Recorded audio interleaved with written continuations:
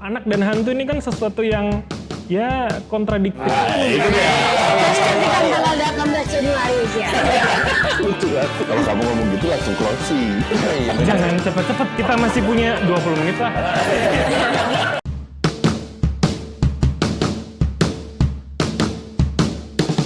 Selamat datang di Broscast. Bram Reza Rivo Ngobrol santai di podcast. Yeay!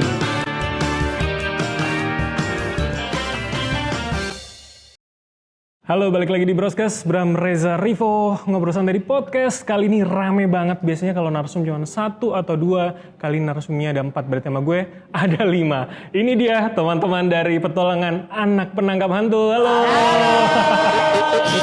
Gimana? Rame nggak episode ini bareng anak-anak? Tadi Mas, ini yang paling tua namanya Mas Boim. Tadi gue dijanjikan katanya vibes-nya akan beda karena semuanya anak-anak. Emang begitukah di tempat-tempat lainnya? Oh iya. Kayak karena kan filmnya kan petualangan anak ya. Petualangan anak ya. Dan genrenya kita juga petualangan anak. Oke. Tapi jangan kebanyakan dulu. Kita kan perkenalan dulu. Oh iya benar. Ada Mas Anggi Boim, kemudian ada Adiat, ada Gisel, dan juga ada Muzaki. Halo. Sebelum lebih dalam. Betul. Tanya dulu tapi ke Zaki dulu. Perannya sebagai apa? Terus di sana pemeran penting nggak sih Zaki? Aku Muzaki Ramdan berperan sebagai Raffi.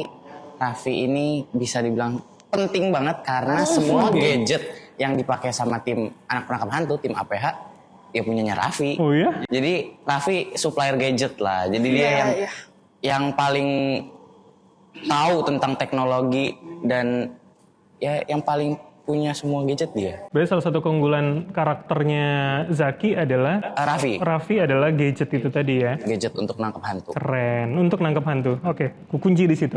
Gisel. Aku berperan sebagai Caca dan pastinya peran Caca itu penting banget juga buat tim APH karena memang semuanya penting sih. Karena saling melengkapi kita bertiga. Caca ini juru pembicara di tim APH. Jadi dia kalau misalkan ketemu orang baru atau misalkan orang yang mau kita jalanin misinya, yang kita mau bantu, pasti Caca yang ngomong. Terus Caca ini kakaknya Zidan. Oh, tapi peranmu berarti kayak jembatan satu sama lain gitu ya? Iya, betul. Karena pada batu nih kayaknya ya karakternya. Ya yang paling bisa nenangin kayaknya dia sih. Kita yang paling berapi-api nggak sih? Di dunia nyata apa di film juga? Di dunia juga sih. Oke, Adiat gimana karakternya? Kalau aku, aku Muhammad Adiat berperan sebagai Zidan. Zidan ini juga penting banget karena Zidan itu pemimpin di antara 3 orang ini. Keren. Jadi Zidan paling banyak ide sama dia paling berani sama hantu. Jadi kalau ada malam-malam, kalau ada kemah-kemah itu dia paling siapin, paling berani juga jadi malam itu. Oke, jadi perannya punya kontribusi masing-masing nih ya. Dari setiap ini. Oke, terakhir. Ini kayaknya yang paling muda ya enggak? Ya, paling tua. Nggak apa-apa Mas, ngomong jujur aja paling tua ya. Umuran saya. Halo, aku Andi Boim. Di sini aku sebagai Bang Dul. Kalau tadi dari Muzaki, Gisel sama Adiat karakternya penting banget. Kalau Bang Dul di sini, ini karakternya kalau nggak penting banget. Itu udah itu aja. Karena kenapa Bang Dul ini kalau nggak ada Bang Dul nggak ada yang bawa mobil. Kalau nggak ada Bang Dul ini nggak ada yang semangat cadangannya nggak ada, terus yang mencairkan suasananya juga nggak ada, yang jagain mereka juga nggak ada, karena kan ada ada beberapa part yang nggak bisa anak-anak lakukan, Bang Dul yang lakuin. Jadi mikir teknisnya nih Bang Dul ya. Betul, dan sosok Bang Dul ini di PH ini orang nggak nyangka. Apa tuh? Nggak nyangkanya ya itu maksudnya secara pembawaan dia kayak bukan orang pinter gitu loh. Karena emang Bang Dul ini bukan dukun. Betul. Iya. Ya benar nggak? Nggak salah dong. Iya. Bukan orang pinter. Iya. Oke. Saya tuh nebak arahnya kemana ini. Masih bingung. Boleh dijelasin nggak Bang? Mungkin gak ada kita Bang. Ini internal jokes berarti ini. Maksudnya apa ya? Ngomong nggak ngajak-ngajak nih. Oke, Bang Boim, ini judulnya buat saya menarik secara pribadi ya. Petualangan anak penangkap hantu. Anak dan hantu ini kan sesuatu yang ya kontradiktif. Biasanya anak tuh takut hantu.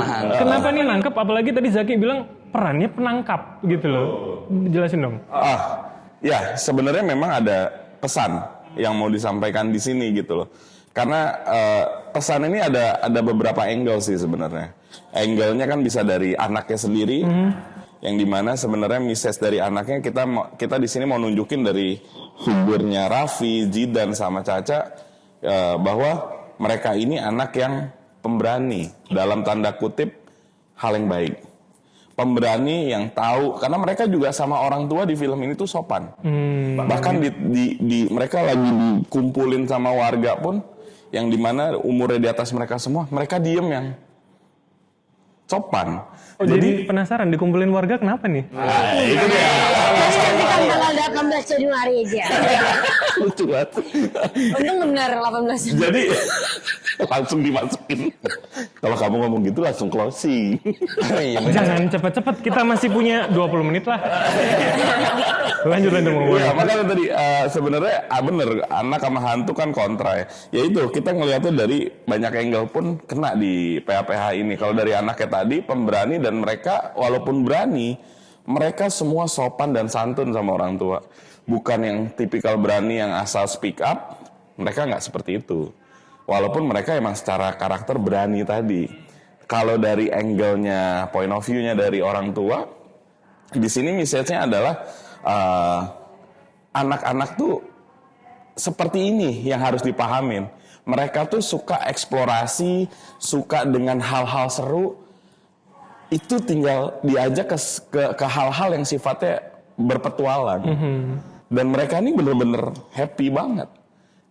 Muzaki sebenarnya bukan dia ini gadget ya. Dia penadah sebenarnya. Ada orang ngegadein apa. Oh, karakter Raffinya ya, bukan Zak. Bohong itu. Oh, bukan.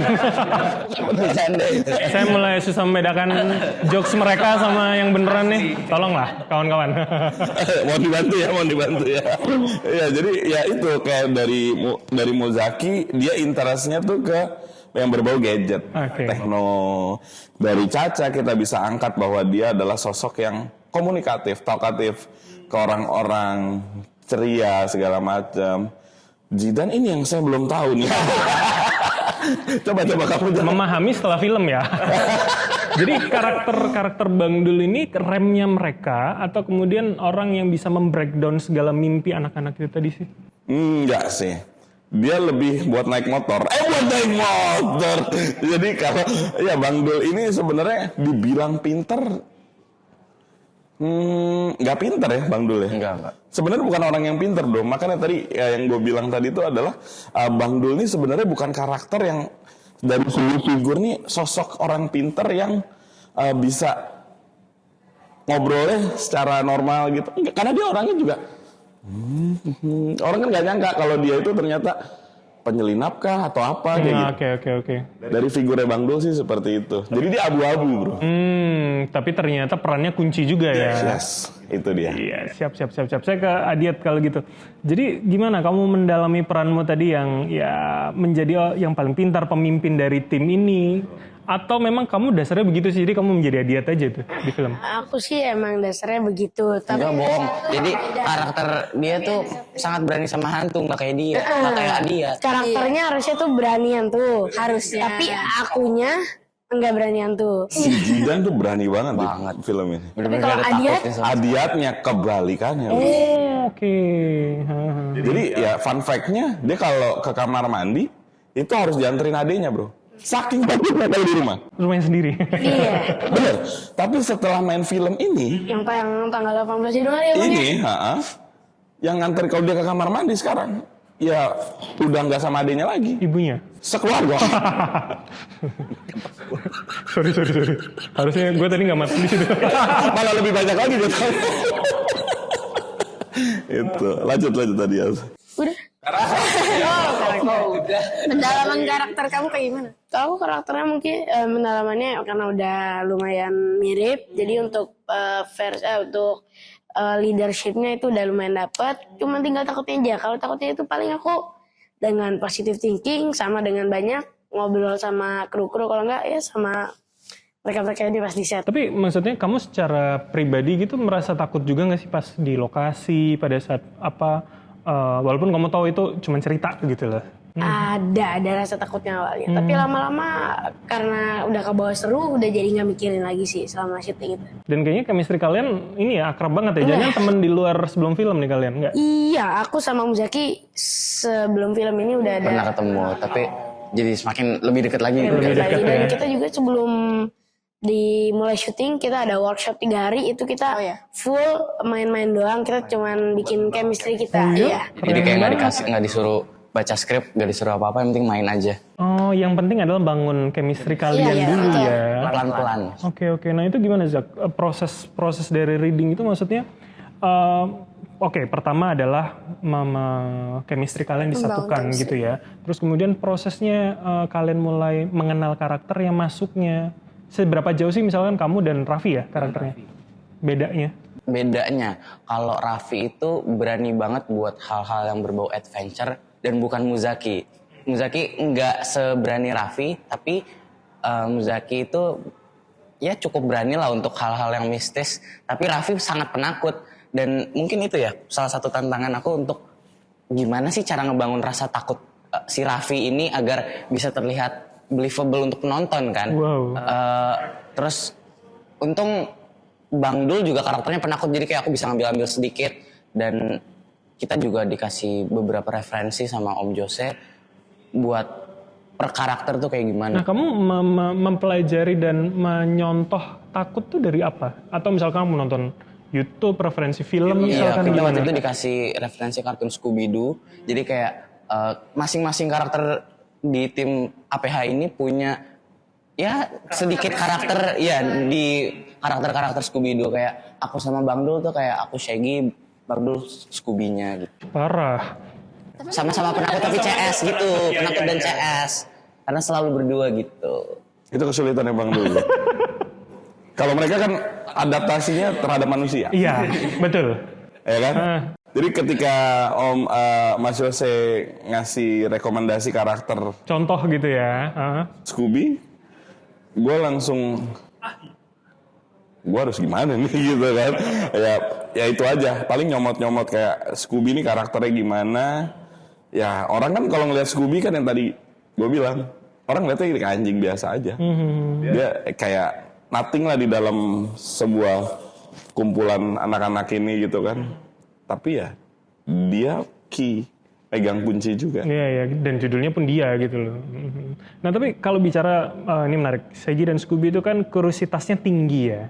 Ini Raffi dan Bang Dul juga begitu kah? Maksudnya takut tapi gue pengen tahu nih, gue penasaran nih. Bang Dul deh, gimana? Betul. Karena memang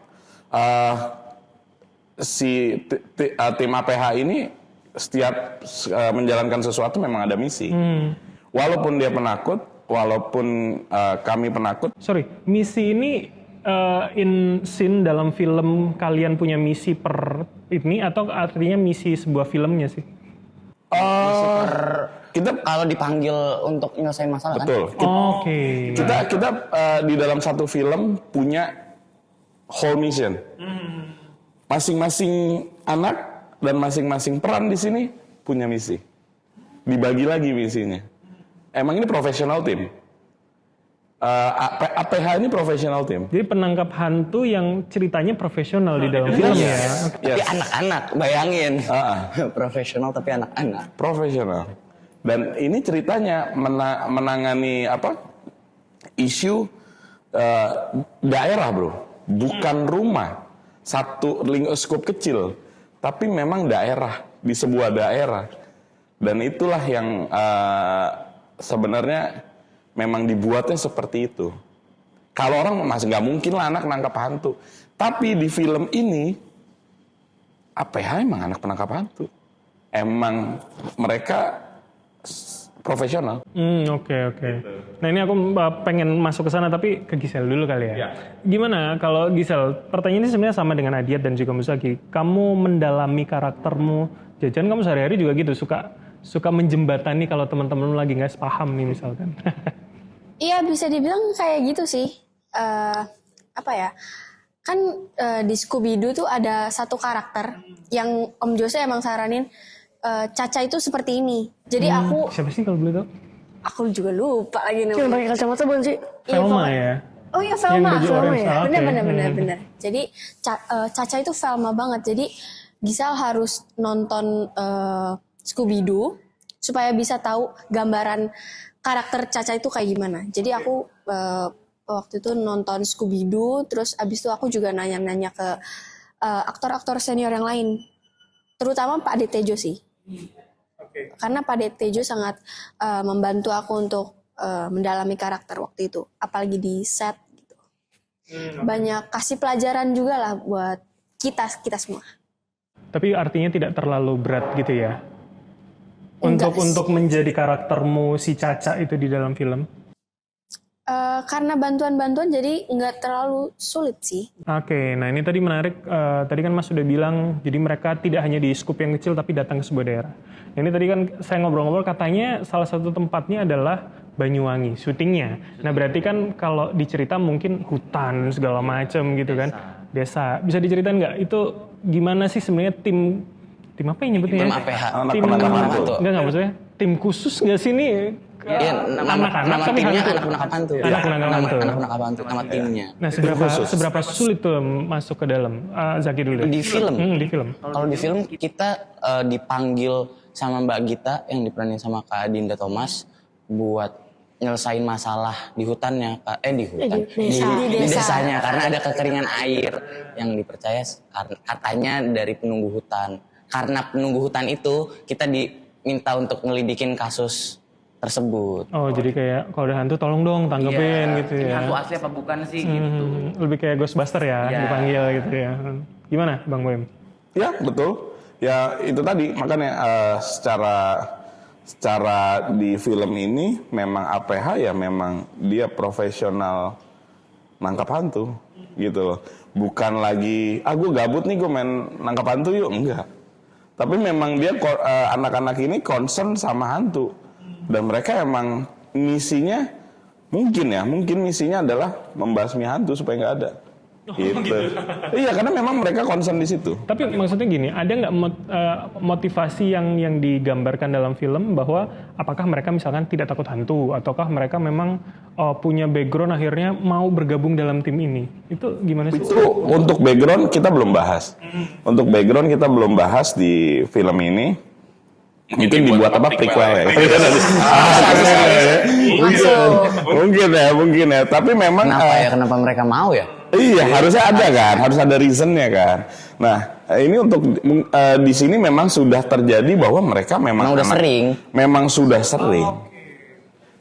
Sudah sering ya. Kalau dia nggak sering dan nggak trusted, mungkin Mbak Gita nggak mungkin kontak mereka. Karena mungkin udah terkenal juga ya si tim APH bisa nanganin. Kenapa yang di desa bisa tahu? Berarti kan udah sangat terpercaya. Betul. Dan di film ini bukan ngebawa bahwa gini nih, orang nggak akan ngelihat bahwa mereka nggak trusted. Udah nggak mikir ke situ.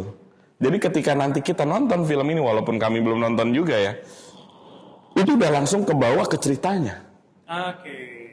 Ke petualangannya, ke kasusnya, ke indahannya si Banyuwanginya sendiri.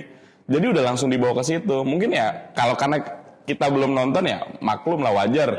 Kita akan berpikir apa nih lu bisa nangkap hantu apa, lu punya background apa gitu kan ya. Tapi lucu juga kalau dibuat prequel. Atau jangan ngomong disimpan ya. Karena sekarang sering gitu, kalau nggak sequel prequel.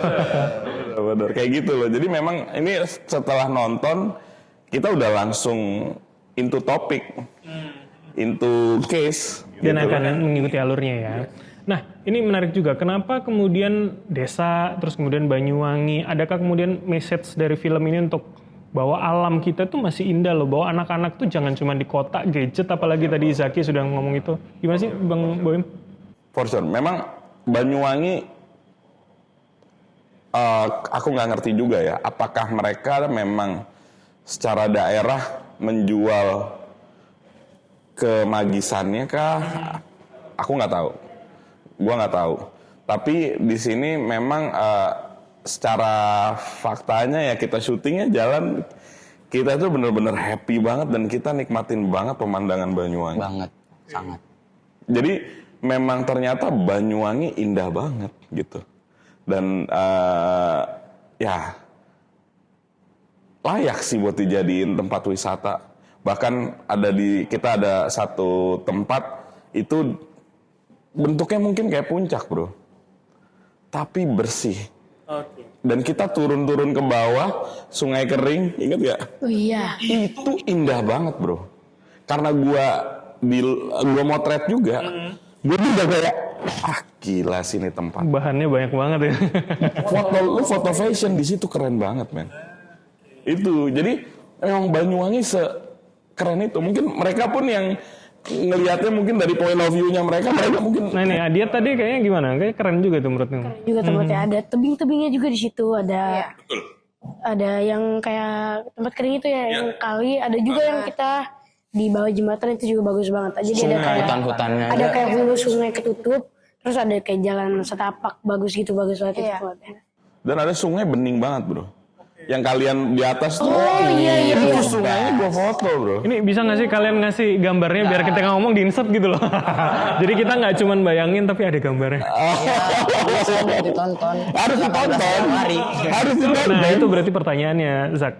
Jadi segala yang kalian ceritakan tadi itu ada nggak di film? Tergambar nggak adegan-adegan itu? Ya kalian kalau nonton film ini bisa ngelihat keindahan yang kita omongin tadi. Betul. Jadi Malah kalian di itu trailer sempat ada ya? gimana? Apa maksudnya menelusuri tempat-tempat itu kah? Apa tersesat sambil mencari atau Karena gimana? kita kan investigasi lah ya. Emang kenapa sih bisa kekeringan tuh? Masa iya karena hantu? Kita juga nggak percaya gitu di ceritanya. Jadi kayak kita menelusuri tempat-tempat, semua tempat. Nyari semua bukti-bukti gitu ya. Bukti, dan kita banyak banget rintangannya untuk. Iya, benar. Iya itu. Gak, tapi ngebayanginnya kalau Shaggy sama Scooby-Doo tuh penasaran tapi sambil takut gitu ya. Larinya ya. Dia tetap profesional dengan misinya dia sendiri gitu. And terakhirnya berhasil kah? Maksudnya paling tidak kalau aku membayangkan bahwa anak penangkap hantu ini kan tim profesional, berarti kan harus menjaga nama baiknya dong ketika dipanggil ke daerah itu. Berhasil atau enggak? Realitanya begitu kan. Maksudnya umumnya begitu. Umumnya begitu. Cuman yang ini nggak umum. Oke, tapi nggak mau dibocorin. Nggak mau. Karena tadi tuh lagi mikir nih mancingnya bisa dari mana nih? Dari angle mana nih? Bisa masuk Aja gitu ya. keceplosan. Makanya dia gitu. Tapi justru maaf, gue potong. Kita media visit udah nggak tahu keberapa kali. Untuk di sini, gue ngelihat penangkap hantu ini kualitasnya di sini. Oh iya. Iya. Yang paling kita Di podcast ini maksudnya. paling kita bener loh, aku juga ngerasa kok aku ngeluarinnya banyak sekali. Sampai hampir keceplosan. Iya, karena gini, di media visit, di media yang lain, Kayak pertanyaan sama semua. satu sama, bukan masalah samanya. Tapi lebih ini, bro. Lebih kita nunjukin bahwa kita akrab, kita seru. Seseru itu memang. That's good. That was good menurut gua ya. Tapi di sini yang kita keluarin ada kualitas anak penangkap hantunya. Itu. Thank you. Sekualitas ini. Kalau di luar, ya kita ngeludruk. Serius, bro. Ngeludruk, bercanda mulu. Saya ngelihat kalian datang dan ngobrol di belakang tadi kan ini kayaknya deket banget sih kalian semua bisa saling ngetahuin. Even kita seumuran ya bang, jauh bedanya. Iya. Tapi teman-teman berani untuk bercanda juga, walaupun dengan sopan gitu. Iya. Mamanya pun tadi ngomong kan. Muzaki kan anaknya usil. Mamanya itu tadi, mamanya baru tadi mamanya ngomong. Bang Boim sekali marah nggak apa-apa loh.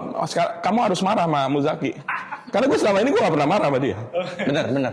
Malah ibunya takut ya. Ibunya nyuruh marah. Nanti tante pasti ada saatnya. Cuman gue jawab gitu. Perjalanan masih panjang. Karena bukan masalah perjalanannya sih. Memang dari gap umur antara gue pribadi sama mereka. Kalau di media yang lain, ini gue jadiin bercandaan. Tapi kalau di sini karena memang gap kami jauh, gue sebagai Bang Dul dan ketika di luar gue sebagai Boim, gue nggak berharap mereka ngerti gue.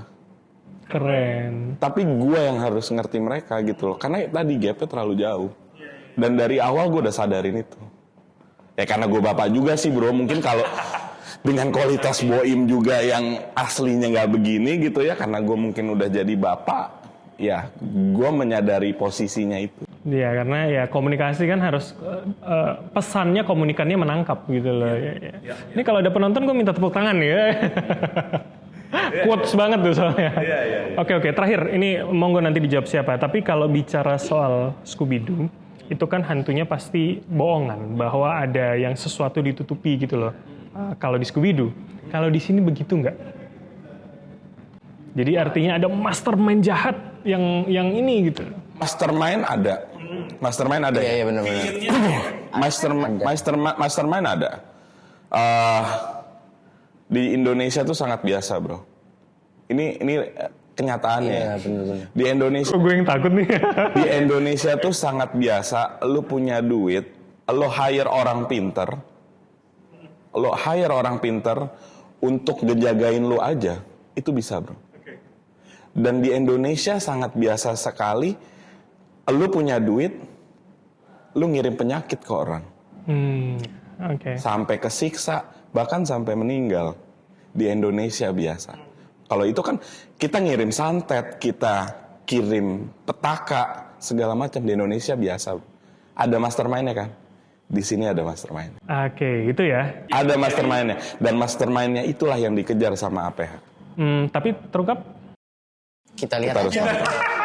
Ini pokoknya sebenarnya film ini tuh mau ngajarin anak-anak supaya nggak takut hantu dan nggak percaya gitu loh. Jadi Menaklukkan rasa takut. iya menaklukkan rasa takut. Jadi Agar lebih berani. kalau misalkan mereka negative thinking kalau aku mau ke kamar mandi tapi takut ada hantu, itu cuma pikiran mereka doang. Jadi apa ya, kita mengajarkan anak-anak untuk lebih berani untuk menghadapi Apapun hantu, hal-hal apapun itu, mungkin ketinggian atau berpendapat, itu kita ajarin di sini untuk lebih berani. Yes, mandiri. Ya, ini angle dari anak-anak ya.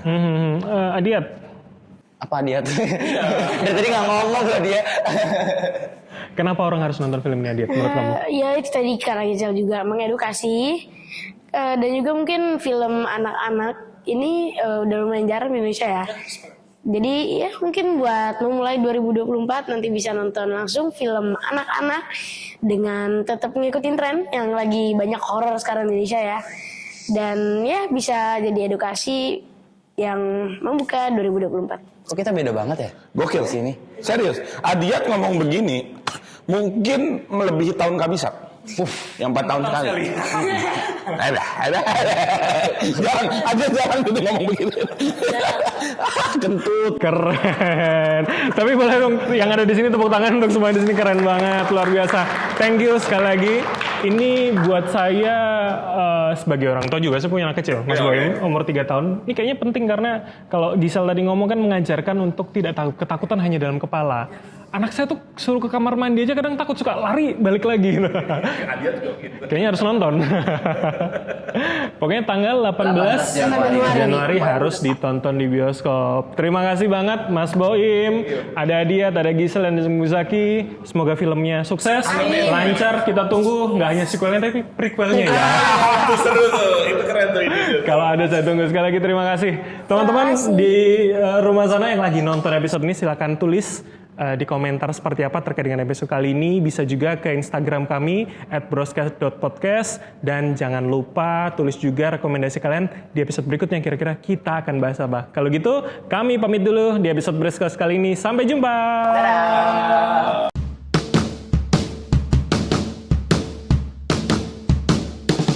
Selamat datang di Broscast. Bram Reza Rivo Ngobrol santai di podcast. Yeay.